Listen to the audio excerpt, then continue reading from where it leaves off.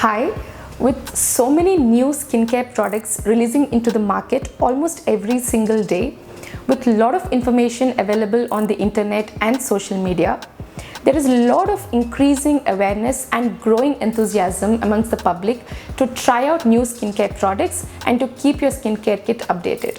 Well, there's nothing wrong in doing so, but overdoing is as bad as underdoing, and if you are someone who wants to try skincare products on your own without the advice of experts, here are some of the points you need to keep in mind. So in today's video, let's discuss the points to consider, do's and don'ts when you're trying new skincare product. So the first and the most important, or rather the obvious point, is to understand your skin type, your skin concerns, and use a product or use ingredients that are actually going to benefit your skin and address your skin concerns rather than using a product that's in vogue.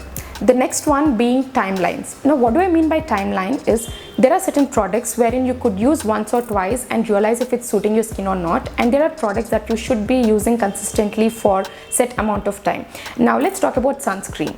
So you will know if the sunscreen is going to do good for you or not just by looking at the SPF and the ingredients. But sunscreens are usually tried and tested in order to see how it sits on your skin, right? So 1 or 2 applications of sunscreen on your face, you will realize how your skin feels and looks. If that particular sunscreen is making your skin oily or flaky, or it's making your skin look cakey, all these things you'll be knowing in 1 or 2 applications. So sunscreen, that's all you need.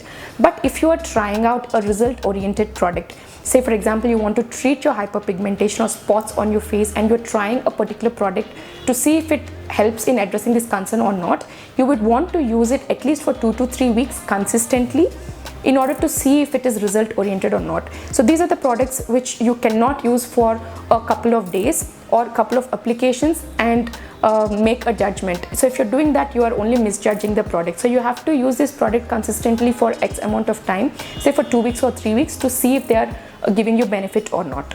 The third most important point is to do a patch test. Now, if you're someone who has sensitive skin or allergy prone skin, it's always advisable for you to do a patch test, that is apply the product on a smaller area, either behind your neck, behind your ear or the neck, in order to see if you have any reactions.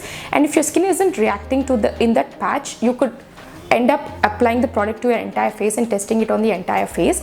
But if you are usually somebody who has a normal skin without any reactions, then you could probably use the product on the entire face.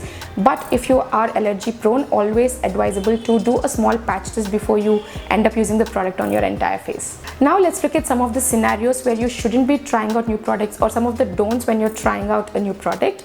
Well, I wouldn't recommend any of you to try new products in certain scenarios like travel, around your periods, or when there is a major event or a special occasion approaching, or just after a procedure. Now let's look at travel. So when you're traveling, the climatic conditions, the humidity, the atmosphere in the place that you live could be completely different from the place you're traveling to. So this could lead to misjudgment of the way your skin feels when you use the product. And when you just around your periods, like we've also discussed in one of our previous videos, your skin tends to change around your periods. It's because of hormones, the variation in the hormonal levels. So there is an increase in the progesterone levels that will make your oil glands swell up and release more oils onto the skin, which is why a lot of you also experience acne around the periods. So this is one reason why I wouldn't recommend you using products just around the periods, because again this could lead to misjudgment. And this could also lead to sensitivity in certain scenarios, because a lot of women do have sensitive skin around their period. So when you're using certain products that has an irritant component to it, it could also add on to that and lead to misjudgment and sensitivity issues as well. Next, when we look at not doing or not trying out new products just after a procedure, say for example when we do certain abrasive procedures, the skin barrier could be disrupted and your skin is healing for the next couple of days. And right about this time, when you start using a new product, you could lead to sensitivity. This could lead to sensitivity issues because your skin barrier is kind of disrupted and your skin is not at ease, and it's not very welcoming to new products. So this could lead to sensitive issues. So not just immediately after procedure, wait for about a week's time, and when your skin feels and is ready to do some new experimentation on itself, that's when you can use a new product. And you can also ask your dermatologist what's the right time to try a new product after a particular procedure.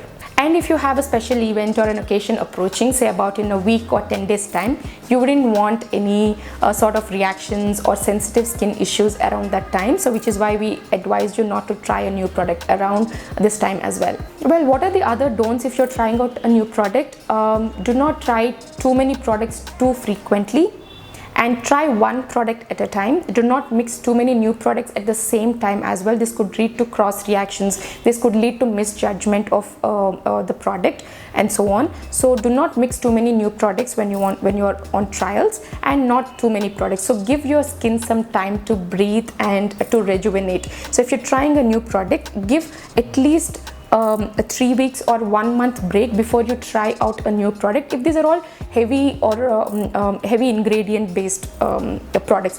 Like I said, if you're trying a sunscreen, I mean, you try one product or you try a sunscreen, if it's not suiting your skin, you could immediately go onto other sunscreen, try it on your skin, and just, so that is okay. But if there are ingredients that are penetrating deeper into your skin and are actually changing something about your skin, that's when you need to give a break between the products, at least of 3 weeks to 1 month, so that your skin will rejuvenate, replenish, and is ready for the new product. Do not try out back to back, especially with active ingredients. Well, I hope this information was useful, and I would still recommend you take a skincare expert's advice or a dermatologist advice before you get on to new products, especially if you are in the beginning stage of setting up your skincare routine, because you're still not as well versed as the experts are.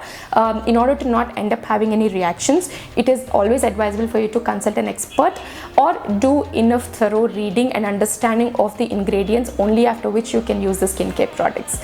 So do not jump onto using products just because your friend or a family person is using it, or just because that pharmacy uncle has recommended it to you.